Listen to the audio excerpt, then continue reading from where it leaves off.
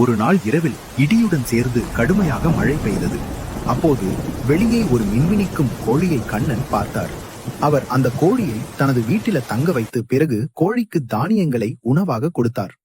கோழியும் அவர் கொடுத்த தானியங்களை நன்றாக சாப்பிட்டது. அடுத்த நாள் காலையில கோழியோட கூண்டுல ஒரு வெள்ளி இறகு இருக்கிறத பார்த்தார். கண்ணன் மிகவும் சந்தோஷமா அந்த இறகு எடுத்து போய் கடையில வச்சு அவனுக்கு தேவையானதை வாங்குறார். கோழியும் கண்ணனும் சந்தோஷமா வாழ்ந்துட்டு வந்தாங்க. ஒரு நாள் அவரது அன்று வீட்டுக்காரரான முத்து என்ற பேராசை கொண்ட மனிதர் அந்த கோழியை பார்த்து பொறாமைப்படத் தொடங்கினார். அன்று இரவு முத்து கோழியை திருடி தன் வீட்டுக்கு அழைத்து சென்றார். உன் வெள்ளி இறகையெல்லாம் இப்போயே போடு, நான் பணக்காரனா ஆகணும்னு மிரட்டினான். அந்த கோழி பயத்தில் எதையும் செய்யவில்லை. அதனால் கோபமடைந்த முத்து அதை கத்தியால் வெட்டி பிடித்தார். ஆனால் அதனுள் எதுவும் இல்லை. தன் தவறை உணர்ந்த அவர் அழுதார். ஆனால் மந்திர கோழி இறந்துவிட்டது.